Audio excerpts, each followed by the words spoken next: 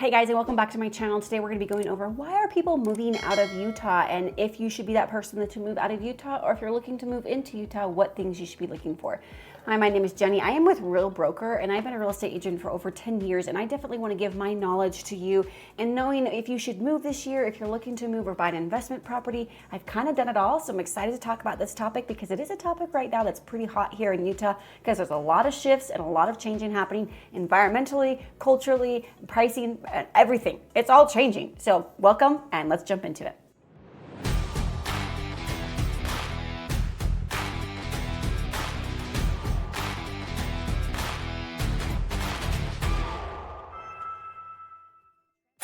We're going to be going over 5 different reasons why people are moving out of Utah, and we're going to go into depth about all of these topics, so make sure you stick around.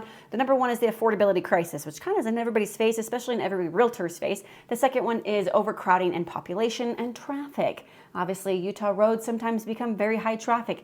Environmental factors, social and culture fit, and weather. All of these things are reasons why people are thinking they need to move out of Utah. Let's go over the first one, which is the affordability crisis. Right now, the average income household needs to be making about $115,000 in order to afford the median house price. Now, I would argue as a real estate agent, it's actually more around $120,000 to $150,000 income for about a family of 4. That is a 3-bed, 2-bath kind of house, unfinished basement kind of thing. They're saying that the affordability, that the median house price right now is above $500,000 in Salt Lake City, and it's about a little bit less than that in Utah County. Utah County is still more affordable than New Salt Lake County. That's just because there's more land opportunities, and builders are building more of like townhouses because that is where they're seeing the affordability. Townhouses are ranging around the low 4s to medium 4s to up in the 5s, depending on upgrades, location, garage, backyard, all those kind of things kind of come into play when it comes to factoring what a price of a house is going to be. But not only that, we're seeing an affordability issue in gas prices and grocery prices. And we're seeing it's more expensive now to live in Utah than it was definitely 5-10 years ago. High increase. I know you've seen the news. You've looked at the increase as far as the bread is concerned, the eggs are concerned. I've actually made a video on that one as well on my page. I go over affordability pretty much in every city in Utah County and in Salt Lake County to know what places are the most affordable places, balancing that out with crime and with schools. So go check out those videos as well if you're looking to know what city you want to move into Utah. But affordability is definitely a huge issue. I know that we're trying to make some strides of as far as affordability in gas, making more transit systems in here, making affordability more in housing costs. We've got a lot of strategies. I go over different strategies in my last video that I just made of how to get into a home and be strategic about what your monthly payment is and lowering that monthly payment. But affordability is definitely an issue. I'm feeling it. I'm a native here in Utah. I was born and raised here in Utah. I've seen it grow so much. And when something grows and it creates the masses wanting to come in, businesses are coming in, the mayors have supported businesses coming in, more job opportunities have come in. We have seen a fall in job opportunity here in Utah for sure, which causes more issues of affordability as well. There was a massive trend of people moving into Utah due to politics in other states.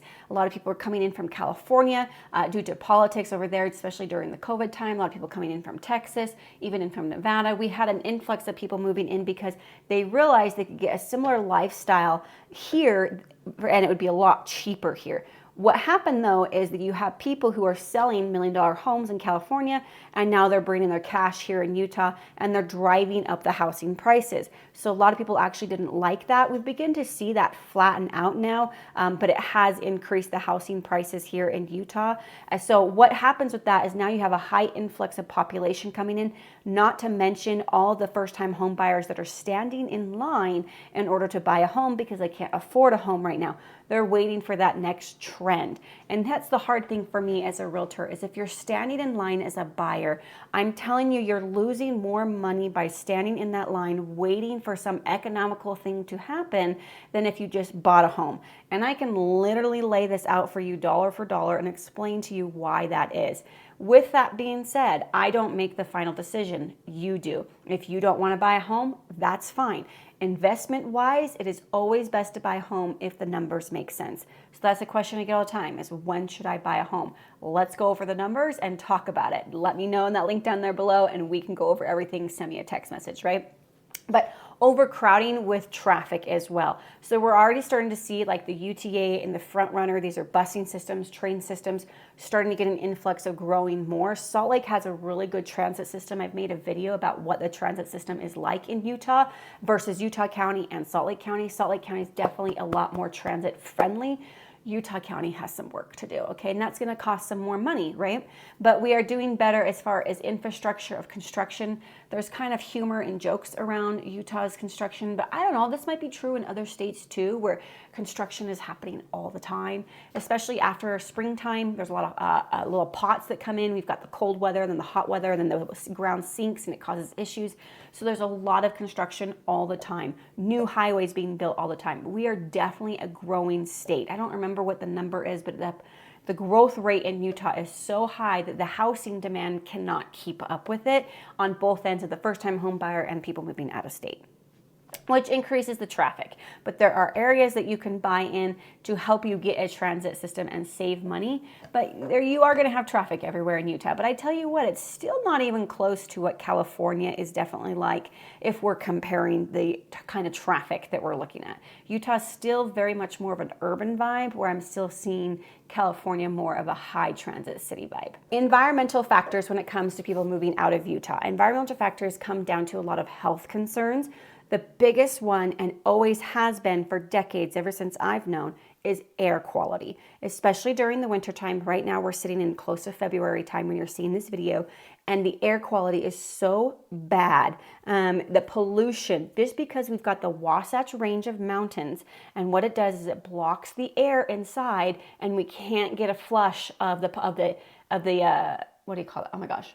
The pollution in the air. So what that does is it actually affects your lungs. Now, I'm a runner. I like to run, and I end up getting winter's asthma because of the pollution. I can feel the difference in my lungs when I am running, not to mention the cold air on top of that, right? So there's a little bit of a factor going on there.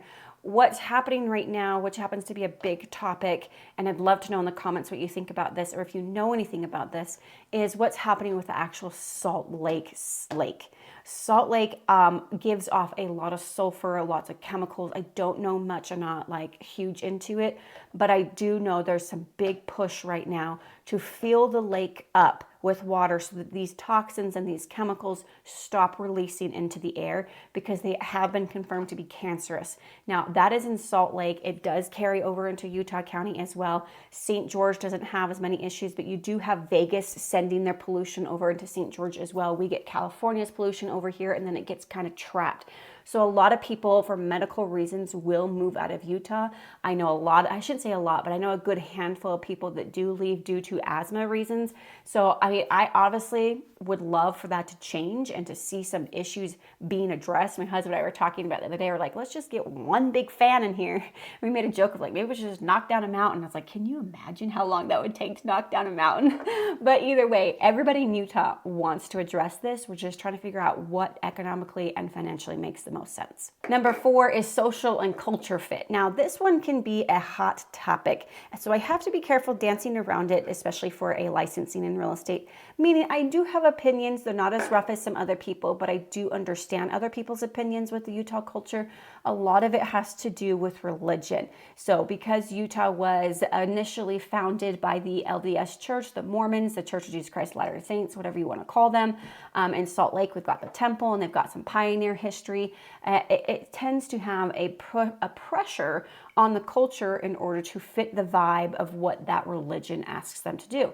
Now, if you don't know much about the Mormon religion, we can definitely have a one-on-one conversation. I was raised that way. I no longer attend for various reasons, but I do see the reasons why people are feeling a little bit more judged, a little bit more like they're supposed to abide by no tattoos, no coffee, no drinking alcohol. The biggest social factor that I feel like could be affecting a lot of people is access to alcohol in Utah is a little bit more difficult. So you cannot buy alcohol in any grocery stores when it comes to Costco or Smith's or at gas stations. Nowhere can you buy alcohol that is above 5% in those stores. You have to go to the state liquor stores. State liquor stores, they're open on Sundays, so it's not like, I think they are open on, yeah, I think Maybe they're not. I don't know. But that's another thing is a lot of places are also closed on Sunday due to religion. You may like that. You may support that. But there are more places that are opening up more and more now on Sundays. And so it just kind of depends on what your vibe is. And if you are someone who loves the fact that there's a lot of Mormons because it does lower the crime as well, it does create a good family environment for you, or you happen to be a Mormon yourself, this might be a good space for you as well. There is push and back and forth of pros and cons on both of those, and I definitely see both sides of them.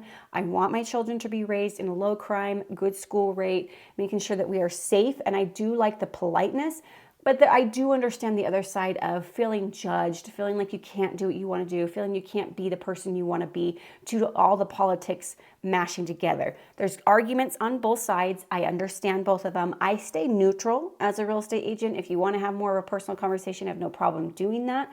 But that makes sense of why a lot of people don't want to be here in Utah, because they don't feel like they socially fit in because there is a predominant religion here.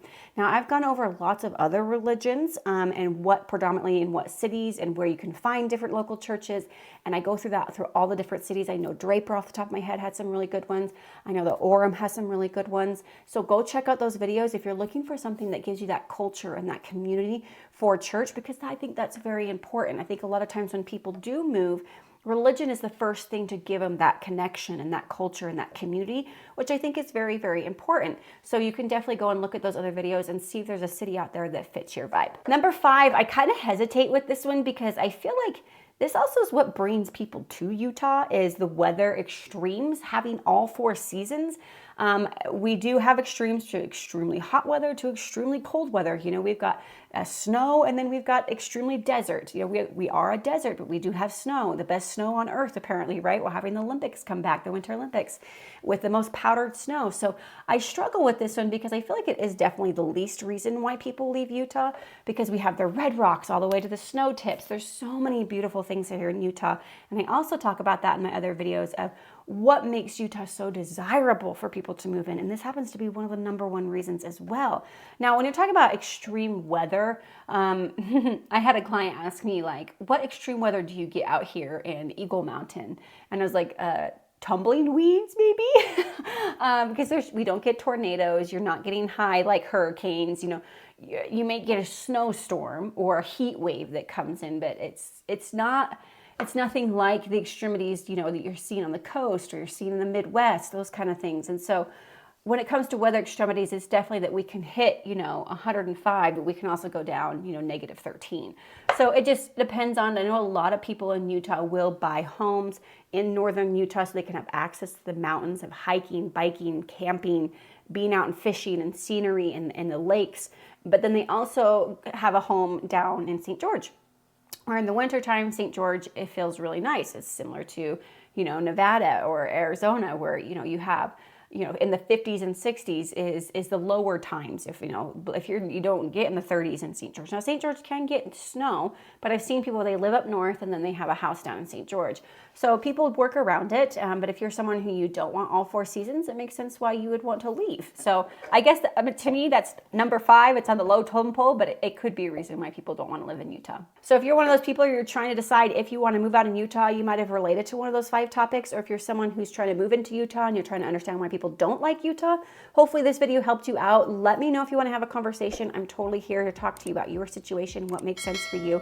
I have my phone number, my email, and there's a link down there to connect with me via via video, and we can talk about your situation. I love real estate. I've been in it 10 years. So I hope to see you guys in my next video, and I hope to talk to you sometime in the future and helping you guys in your next move. I'll see you guys then.